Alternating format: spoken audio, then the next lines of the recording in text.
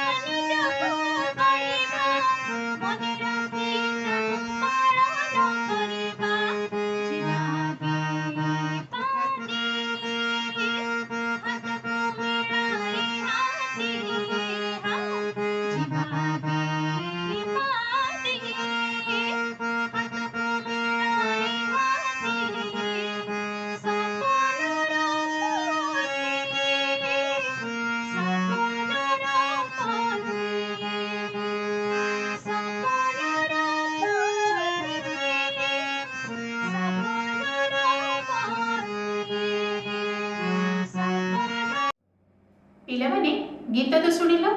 आशा केते सुंदर गीतटी गाइला। चकल घाई कुना मुना जीवे बुली बापाई।